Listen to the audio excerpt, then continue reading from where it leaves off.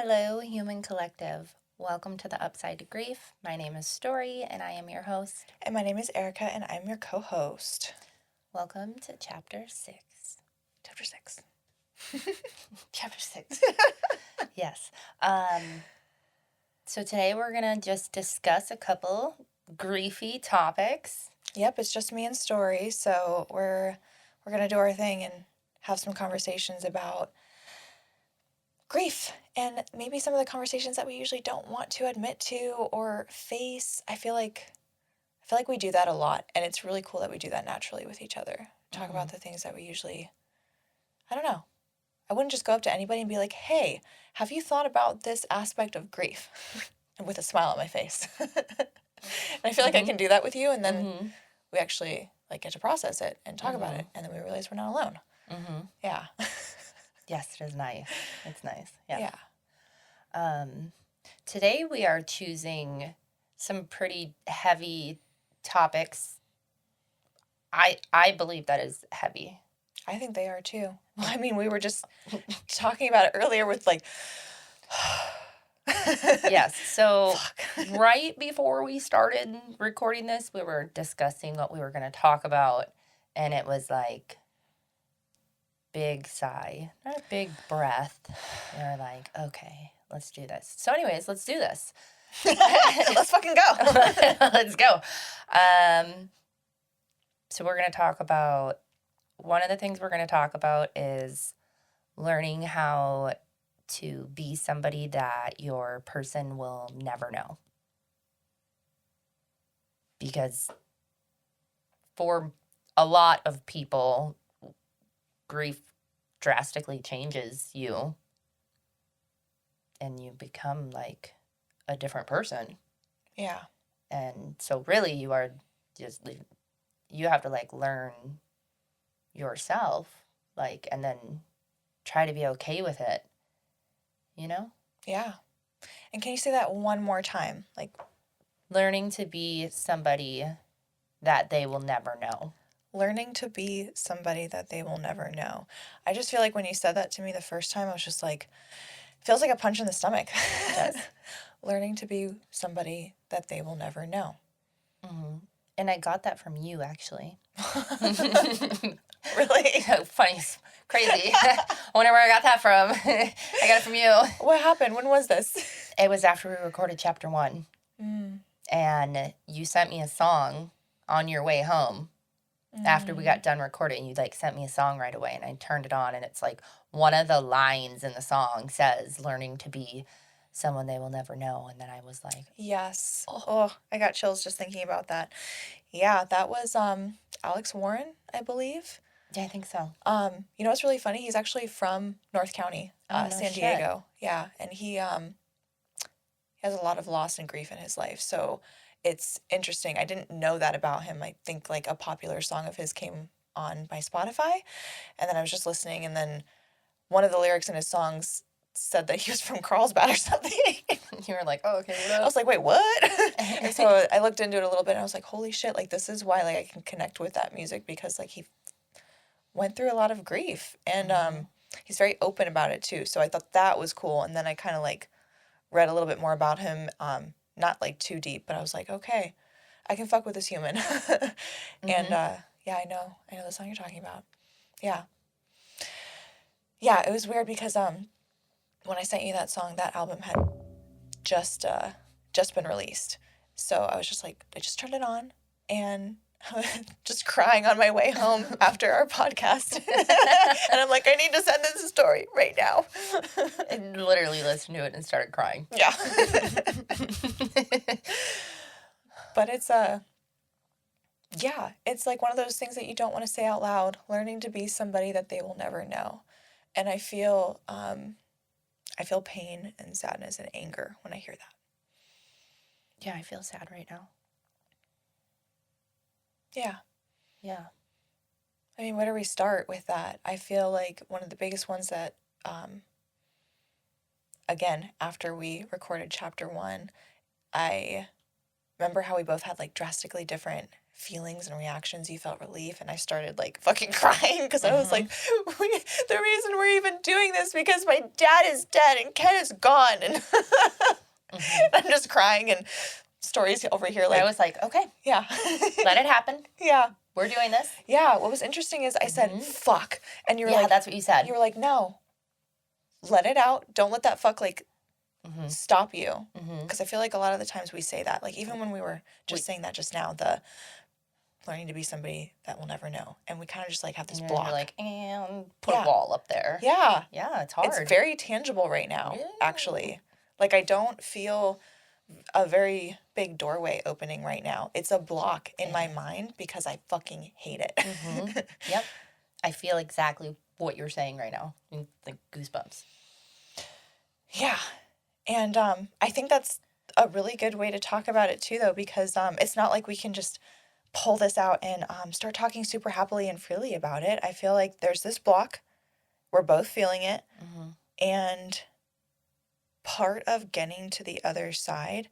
So tell us what the other part was that you wanted to talk about really quick, because I feel like this is the other side of that wall. Oh, yeah. It is the other side of the wall, really. Accepting how good your life is without that person here. Dude, I got chills. Accepting how good your life is without that person here. Is literally... It's on the other side of the wall, but they're both still just so fucked. Yeah. Even if there is that, like, acceptance of how good your life is now, there's still the without them part. Yeah. That never goes away. Yeah. And that wall, I don't think it ever comes... Well, for me right now, in my journey with grief and where I'm at in life and my belief systems, that wall is not down. No. And... I think I just avoid that wall. I think I climb over it occasionally, like hop back and forth maybe, or I sit on top of the wall and I look at both sides or something, you know, my thing with visualizations. That's what I'm imagining, like sitting, like straddling on the wall, looking at the side where I have to learn how to live and become somebody that my dad will never know. And then I look on the other side and I'm so fucking proud of the person that I am, and I'm so grateful for my experiences. Like, I feel like only certain people will understand this, but it's just one of my belief systems about losing my dad is that it was, like, the best and worst thing that ever happened to me. Like... I feel the same way about losing Ken. Yeah. Not everybody can say that. No. And I don't expect everybody to either. I just know that that's my story with grief, and that's your story with grief. And, yeah, I feel like I just straddle the wall and look at both sides, but there's the wall, the block. And, yeah, I wonder what that means. I wonder what that means, feeling that block. Both of us feeling that block. So, like, we're already feeling that that's a commonality and we're not alone there. So that's kind of cool. I'm not alone in the awful pain. Well, because I think when you are exploring this topic, it's like, it's like sad. It's a sad one because, like, learning to be somebody that they'll never know. It's just, I don't know. It's like this slap in the face of, like, they're not here. You know? I don't know. And it's like, do I try to focus on just the other part? I don't know if it's possible. I don't know. And you can say what you want, and the general you can say what you want about, like, how, you know, that person's always with you. They are seeing the person that you're becoming. But we're not talking about that. No. Like, we're talking physical. Yes. That we could have had experiences with, that the stuff that we're doing right now, we could have, like, they could have held our hand through it, you know, like that physical embodiment, the attachment.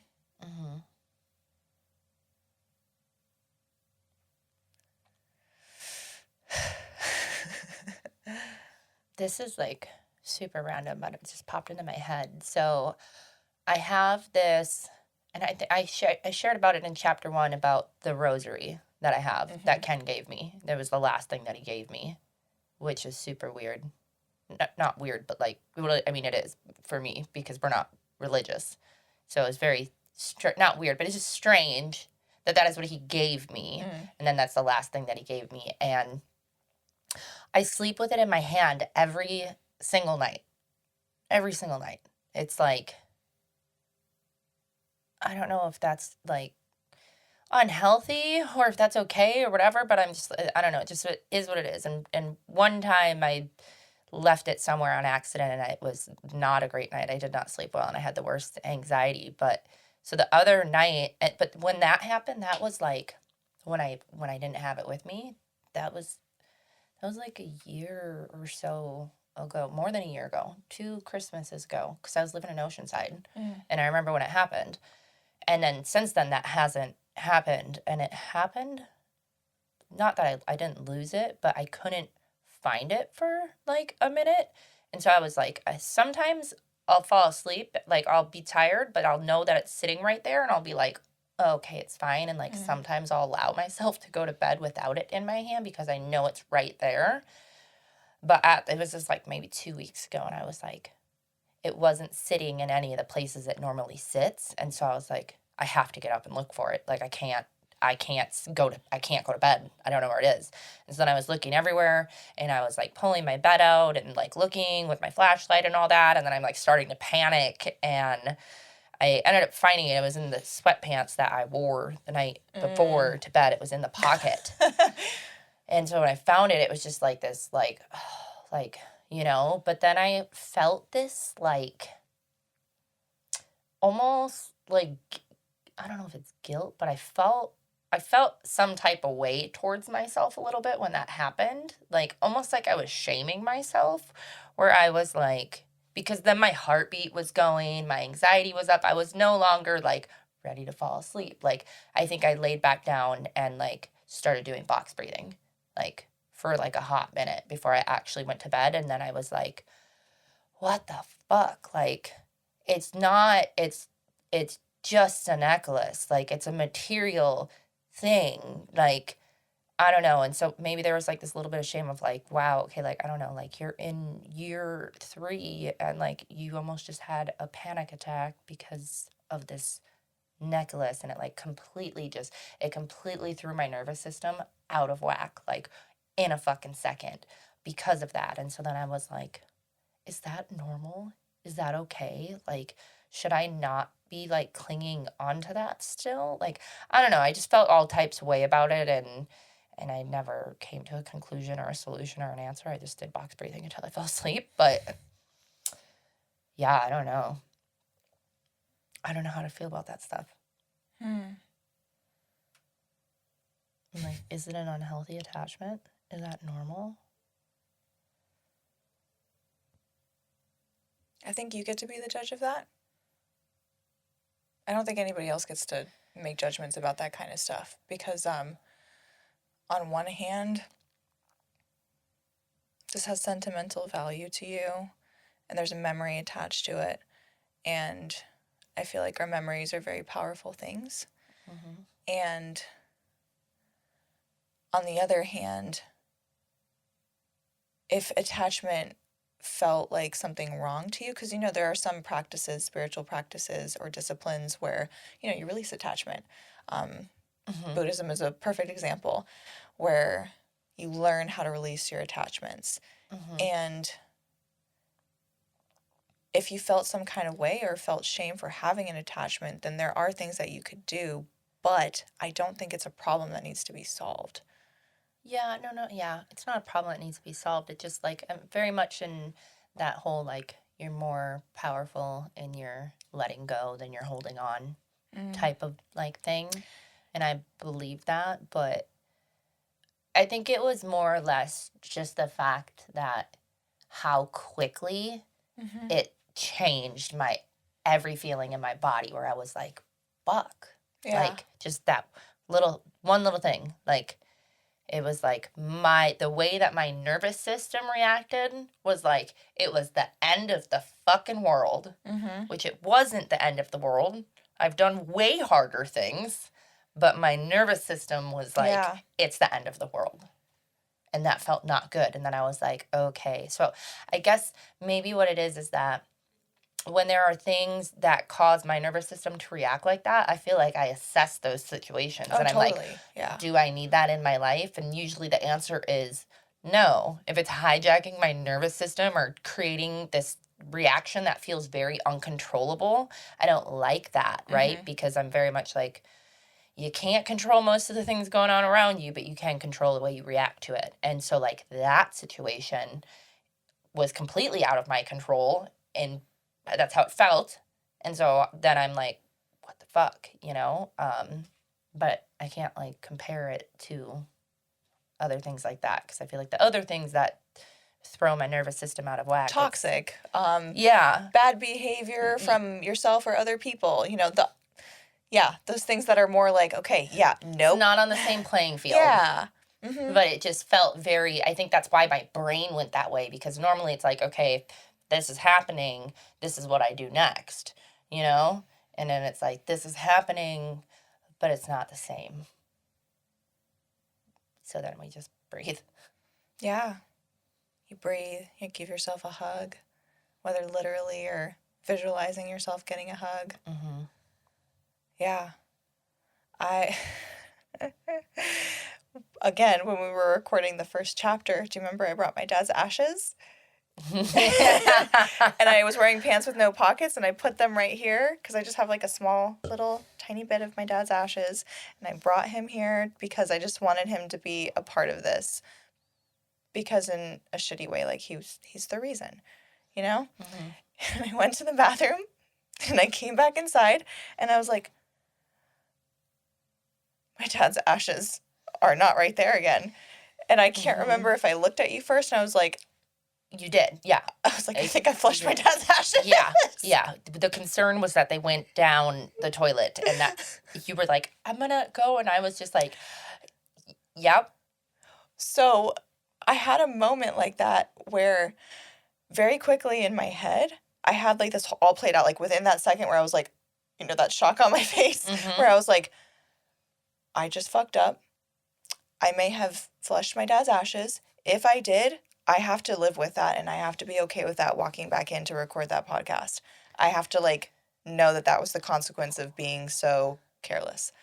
And I remember thinking that all out in my head, and not even hoping that they were like on the floor or something. Just like, if that was the consequence of my action, because I didn't want to spiral, you know, because I would have spiraled.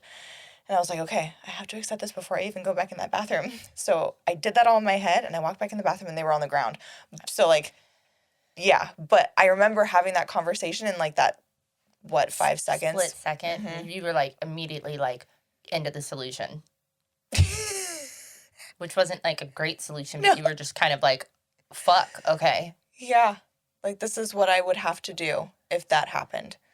And in a strange way, I feel like that's how I've done like a lot of my grief, where I'm just like, I face it. I'm just like, okay, like, yes, this is going to be really fucking hard. How do I, not like it's something to accomplish or defeat or whatever, but like, how do I face this? And how do I walk through the fire kind of thing? So when you say that, that reminds me of like that feeling was when because I was living with other people at the beginning of when Ken passed away. And so then when I had the means to no longer live with other people, like rent a room from someone to have my own space. Yes. I did it immediately as soon as I could do it, because I was like, I need to do this. But I also knew, and so let's see, Ken passed away in July, and I moved in to my own space November 1st. So August, September, October. 3.5 months. So I was about 3.5 months in. And then I was like, I knew making that transition, I was like, this is gonna fucking suck. But I knew that I had to do it.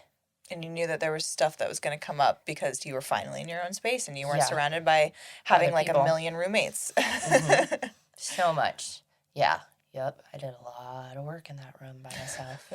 I wasn't working at the time. I was in school, but I wasn't working because I wasn't ready to work yet. I could not go back to work yet. I was in school online so that I could step away. There was a lot of stepping away. There was a lot of working out. I remember that. We had just met. That's when we met. Yeah. That's when we met. And yeah. Because I think it was like, honestly, when we met that night, that Wednesday night, it was probably like the first week in November, I want to say. And I was freaking the fuck out. And so I called Larissa. I was like, can you take me somewhere, please? Yeah. Just get me out of my head. I'm so grateful for her. She was around a lot in the early stages of my grief when I was living up there. There was another time that I called her and I was on the floor in my bathroom. This is maybe a couple weeks later. I knew it's in that November, December time frame, those first 2 months alone. It was in there somewhere. And I was having a panic attack on the bathroom floor. I got out of the shower. I was in a towel on the floor, having a panic attack. And then I was getting to the point where, like, in my head, I was like, I should call somebody. And then I wasn't calling anybody. And then it was getting, like, really intense. And I was like, I should text somebody before I can't text anybody anymore. Like, my head's, like, when I have panic attacks, it feels like my head turns into, like, a balloon. And then my sinuses get, like, completely filled up. It's really crazy. It'll, like, literally take me to the ground. And it was like that. It was like one of those things. And so I was on the ground and I was text her. I was like, I need you to come get me. And I had curfew at the time. And it was like 9:45. And she was like, are you sure? And I was like, yep, I don't care. Which I did care. But in that moment I did not. And so, yeah, it was like, maybe it was December, but it was during that time. It was cold. I remember that. And she came and picked me up, and we went to the ocean at nighttime. So I think we got to the ocean at like 10:20-ish or something like that. And we went down to the water, like where the playground is right there or whatever. And like we were sitting on the swings for a second. And then I was like, okay, I'm going to go in the water. And she's like, are you sure? I brought a towel with me. And I literally got in the ocean with all of my clothes on. And I thought I was going to be freezing, actually, because it was cold outside. But my nervous system was completely fucking hijacked. Already in survival mode, so you're, like, prepared when you enter the cold-ass water. Well, I just didn't know what to do, but I needed to do something. And so, yeah, I went in. I had a hoodie on and jeans on. Like, I just went in fully clothed. And what's crazy is that, I mean, like, I think it shocked my nervous system. It made me feel a lot better. And when I got out, I was actually really warm. Yeah. I know that feeling very well. I love that feeling. Mm-hmm. Your heart was colder than the water. Just kidding.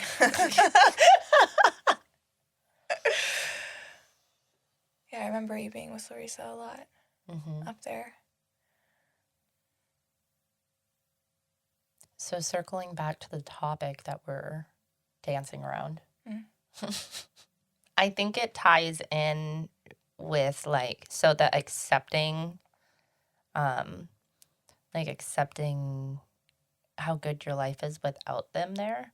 I feel like almost like the path that kind of gets you there is, for me, at least speaking in terms for me, like, I had a really hard time with any time I would do something that you should be proud of yourself for. Like, you should be proud of yourself for doing this. Like, you know, lots of things. And other people are proud of you. But then it was like I would be proud of myself, and then it was like immediately followed by like tears, guilt, shame. They're not here. Like really drastically too. Like I think now it's not so intense, but it still happens, like, to this day. Like, perfect example, when I had the barbecue for my 3 years, after everybody left, I came into my room and I cried. Like, it wasn't as intense as it has been in the past, you know? But it still happens. And I think there's like a little piece of accepting how good your life is in there. Like learning how to be proud of yourself, learning how to be somebody they don't know. Like, how do you do that? You know? Yeah. That's kind of what I think of. Yeah. I feel like acceptance is a huge part of it, because another one of those, it's not an unhelpful platitude, but it's like the stages of grief. Like one of those is acceptance. And I just try and like reframe that in my head all the time, because I feel like acceptance has that finality and like you're moving on from something, and we hate that term anyways, moving on. But acceptance is like this part. Acceptance is building a life without them in it. Acceptance is building a personality or a new you without them in it, because it is a new you. You can't, when it's a person that close to you that you do everything with or is such a huge part of your life, you have to become a new person. You just have to. And I think that the part where we get to acceptance is just honoring that we can and that we're capable of that. And part of that kind of hurts for me because, again, it just brings you back to, well, I wouldn't have to if they weren't dead. I wouldn't have to if they were still here. But they're not here. And I want to be proud of me. And I do want my dad to be proud of me too.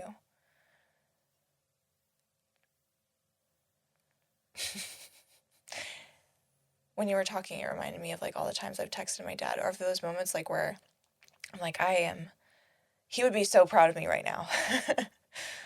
And I just text him. Instead of like going down a spiral of like thinking. You text your dad? All the time. All the time. I won't do it. I don't do it. I won't like message Ken because I think this was something that started early, and then I was like, oh, I don't want that, because I think I had like tagged him in one of my stories or something on Facebook, and so then it shows up in your messenger, so then it goes to the top of your messages. So then when you open your messages, it's right there. And so I remember right at the beginning that I was like, I had tagged him in something, and then I was like, oh, I'm not gonna do that again. Yeah. Because then I'm like, what if I'm doing something and I'm focused and I'm going, and then somebody sends me a message and then I open it, but then right underneath it is his name, you know what I mean? And then I'm like, and then it's just gonna fucking throw me sideways. And I guess I've never circled back to it. Yeah, that's what I would do when he was alive. I would pick up the phone and tell him. So it helps me, I think. Sometimes I do it in my head, but a lot of the time I pick up the phone. Like, it still happens. Like, sometimes I'll intentionally like look at my phone and be like, I'm going to text my dad right now. I miss him. I want to tell him I miss him, or I love him, and just text him. And sometimes it'll literally be like a reflex reaction. Like, I'm experiencing happiness, or I just did something really cool, or I got an opportunity, and I pick up my phone with the intention of texting him. Like, I'm going to text my dad. And I still do it where I'm like, oh, wait, I can't. He's not going to message me back. And I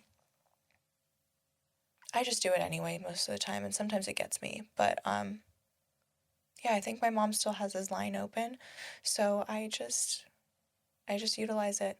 I don't know what the fuck happened, but something happened. He used to have my parents still have a house phone. So on the house phone, the voicemail message was him, like, saying the message. And I don't know what the fuck happened, but something happened after he passed. And, you know, my dad really tried to, like, put everything in place where my mom wouldn't have to worry about anything.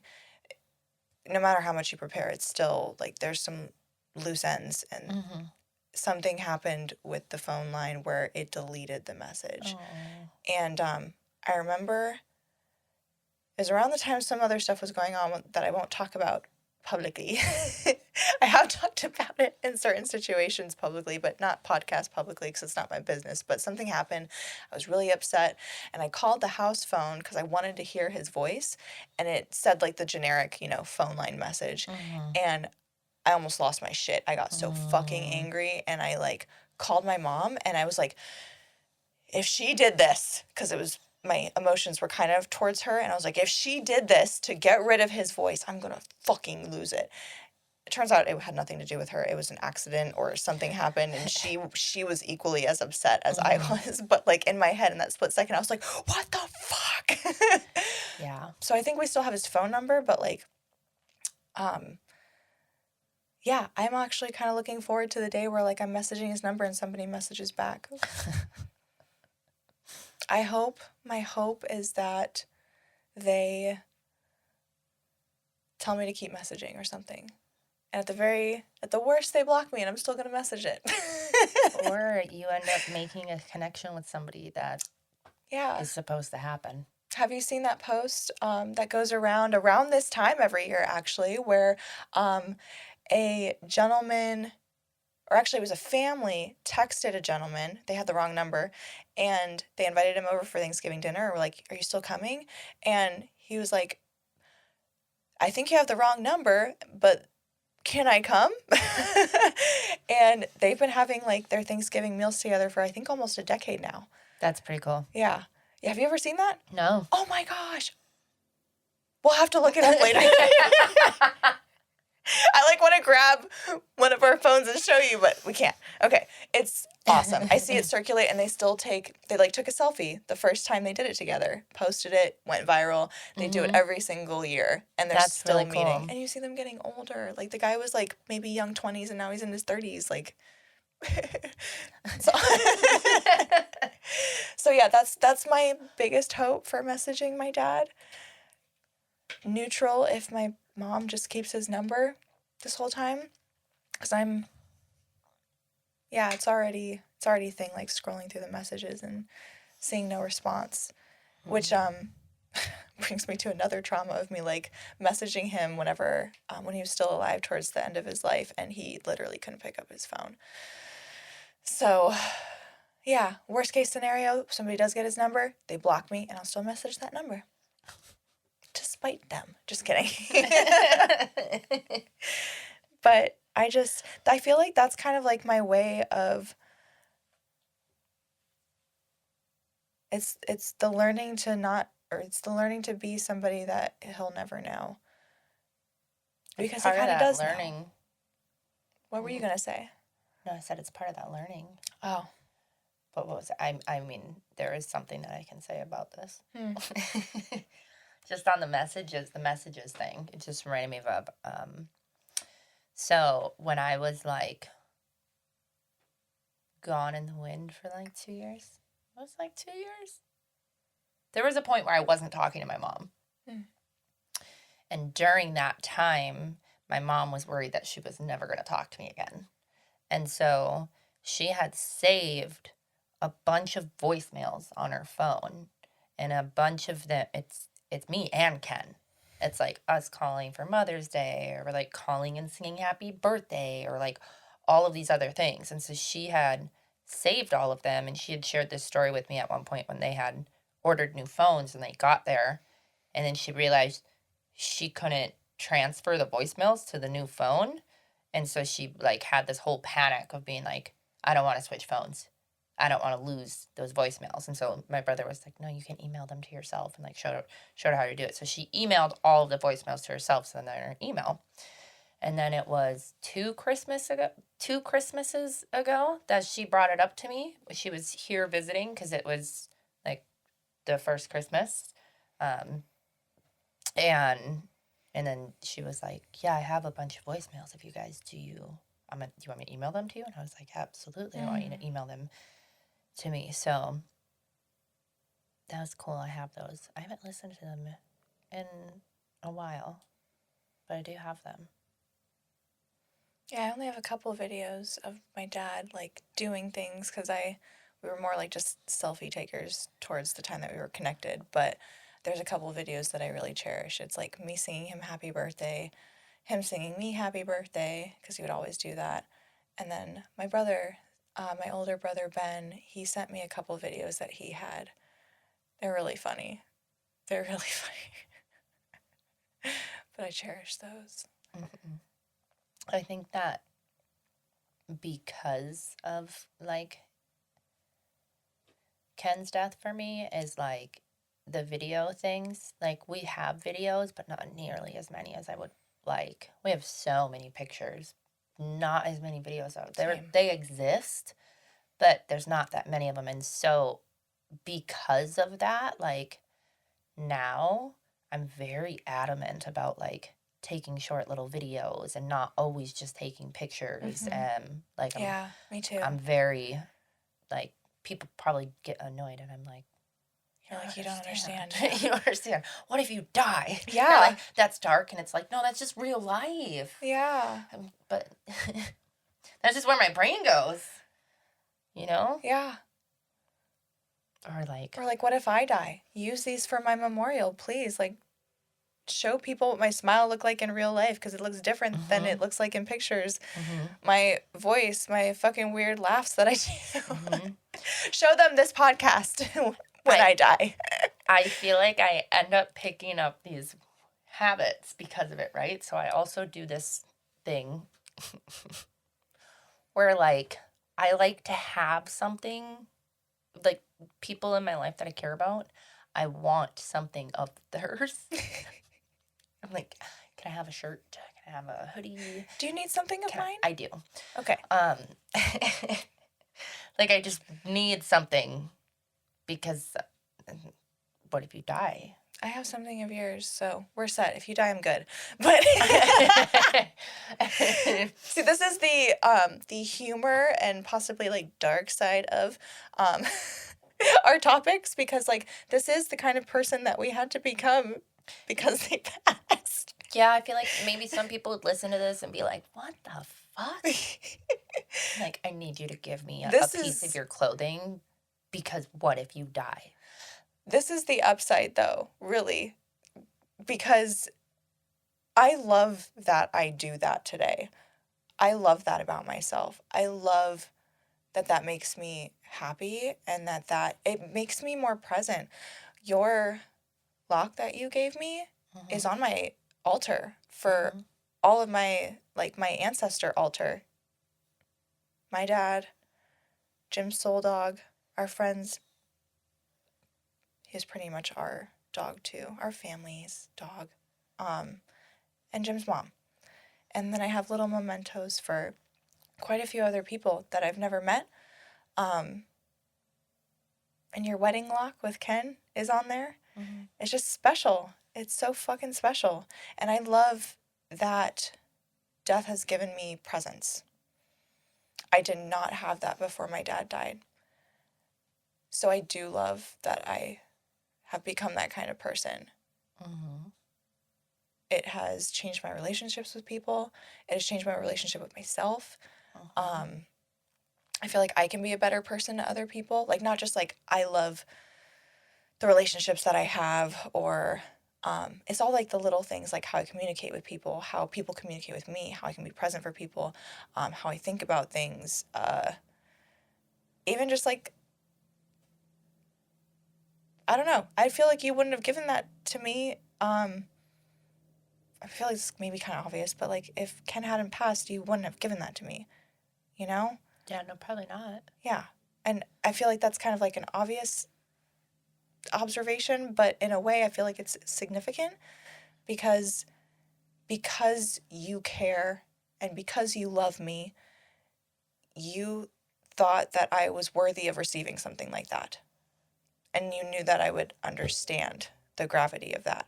Mm-hmm. And that's part of why it meant so much to me. And I don't know, it just like it keeps on going in a circle like that. And I feel like that's super special. Like that just wouldn't have happened unless we were able to sit on that wall and look at both sides. Mm-hmm. So something that's interesting with the locks, right? Because I have one left. It's Yeah, you told me you had multiple ones. Mm-hmm. Yeah. There were 6 of them. 6. And I have one. That was the last. The one that I gave you was the last one to give. Mm-hmm. And what's interesting about it is the people I gave the locks to, right? Because I was very much rebuilding my life during this time. And so there is somebody that I gave a lock to that is not in my life whatsoever. And I feel like I'm not mad about it. And I wasn't upset about it when it happened. Like, I wasn't like, damn it, like, they have one of the locks. Like, it was really strange, actually, how much I wasn't angry about it. I, like, immediately, my thought was, like, that person played a part in creating a safe space when you needed it during your grieving journey, and that's why I gave that to them. And then they're no longer in my life, and it was like, I don't know, I just was okay with it. Like, it was like maybe the lesson of like not a lesson, like I didn't feel like I needed to learn that lesson, but it was just more of like a reaffirmation of like, just because of how things go or other people can treat you or change, you should never change how you are. Like, be intentional. Like, you know what I mean? Yeah, like, don't like, change who you are because somebody decides that they're going to be a shitty person. Yeah. You know? It's the grown version of like if you give somebody a gift, like have no expectations. Like they yeah, just have no expectations. Yeah, so there was one lock that went to that direction, I guess. But I don't know. I was like, I think that's just how it was supposed to be. I mean, now if it would have happened with 2 people, I would have been like, yeah. You're like, I'm fucking up. No, fuck this. But, yeah. Yeah, Roseanne has one of them. She has because it has the keys. Yeah. She has the keys on her keychain, like on her car keys. I love that. I'd be too afraid of losing them. They're just together. Mine is on my keychain. The keys are on the keychain. But I think she was telling me, like, one of her kiddos, her youngest, was like, what is this unlock, Mom? And she's, being a smart ass. She's like, my heart. My heart. My heart. Yeah. That's special, though. I love that you did that. Yeah, my mom actually had them. Because I sent her a bunch of stuff after the wedding. I mean, I'm glad that I did. Because, like, we ended up losing all of our stuff. Yeah. You know what I mean? And so I had sent her a bunch of things, and that was one of the things that I sent her. And so then after he passed, and she was like, I have a bunch of stuff from your wedding and all this other stuff. She's like, do you want me to send it to you? And I was like, yes, I do. And they were in the box.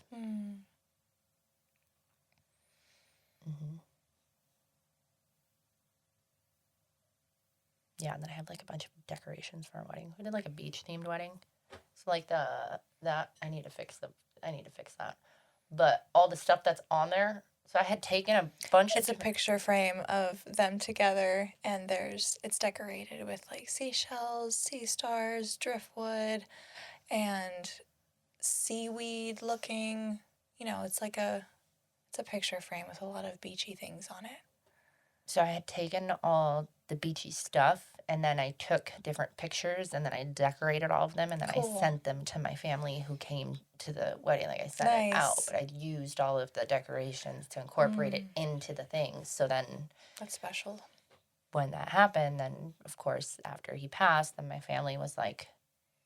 everybody who had stuff, they were like, do you want this? And I was like, yeah, I'm so sorry. Can you give it back? Yes, please. I actually need all of those things back. Fair. I'm going to need you to give that back. Yeah. I'm okay with that attachment. Yeah. I'm okay with all of it. Sometimes you just gotta be. Sometimes it just is what it is.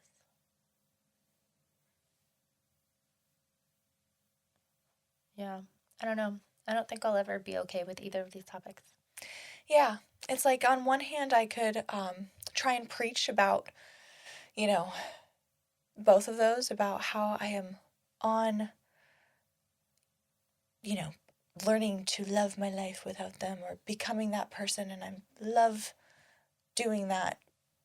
Because sometimes I try to think about it like that. But then there's other times where it just sucks. Yeah.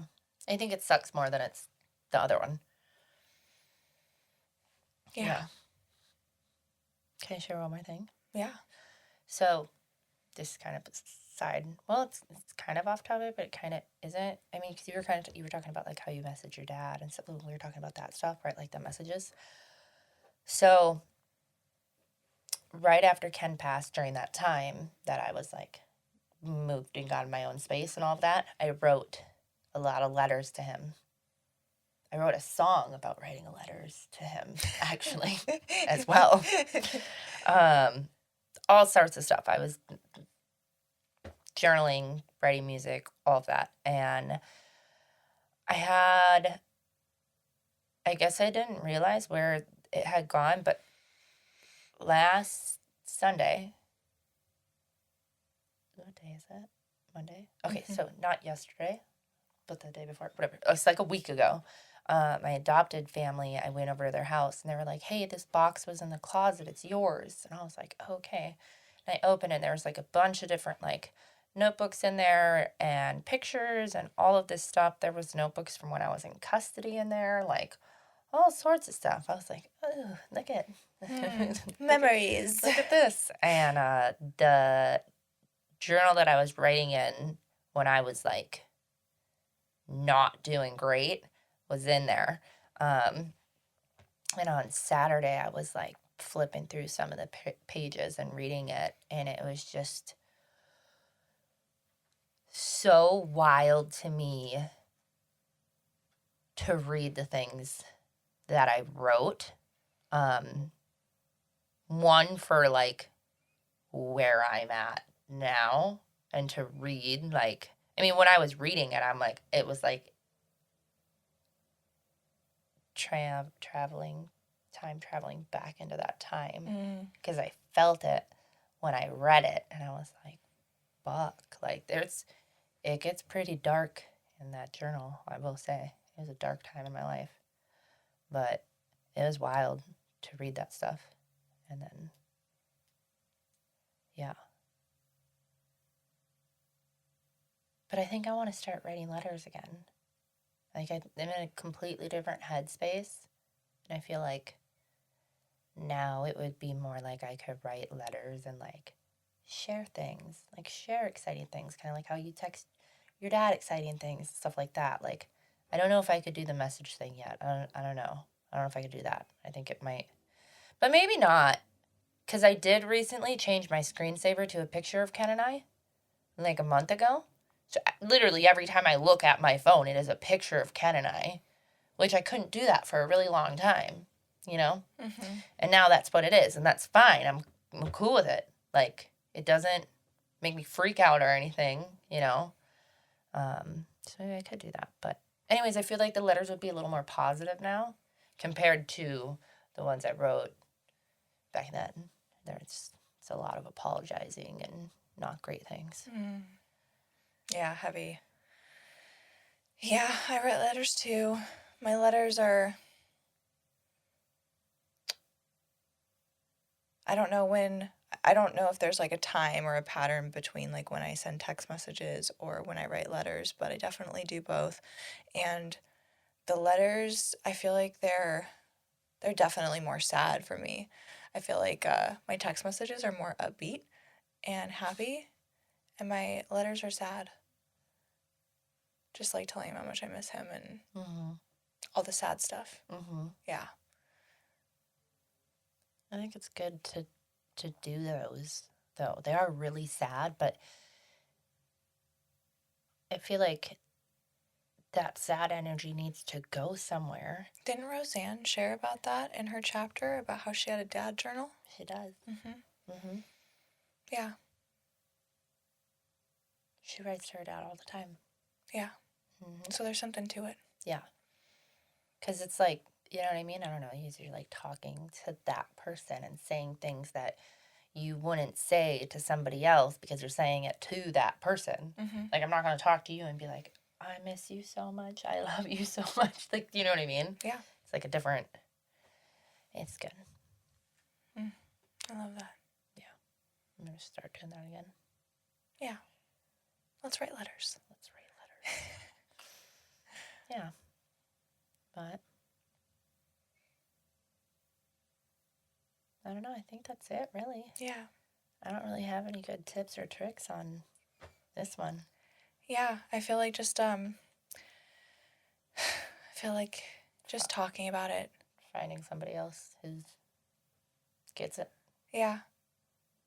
Just talking about it on here. I feel like that's important. Yeah. Yep. So thank you so much for listening if you've tuned in. And yeah, if you relate, like, please let us know. Or if you have any answers or experiences. Do you know the answer? Do you have an answer? How do you get rid of that wall? Does it go away? Is the wall there forever? Is it made of bricks? I was envisioning like a stone wall. Yeah, mine was stone too. Was it? Interesting. Yes. I mean, just like chipping away little pieces at it. I think the stone takes a long time to get through. Yes. Weather will naturally age it and all that shit. Yeah. Thank you so much for those topics because, yeah, I definitely want to explore that more. And since we've talked about it now, I feel like I'm going to be thinking about it for a little bit. And, yeah, I'm just really grateful to talk about it and process because that's how I learn my own beliefs about things, talking about this. Because if you don't, then... How do you know? Yeah, or how do you even know that there are things to think about? Because with grief, we just block so much out. So much of it. That, yeah, there's just so much to explore. Like, there's so much transformation there. There's so much. Like, it's definitely something that people, like, don't want to explore, but, like, if you're in it, you're fucking in it. You know what I mean? Yeah.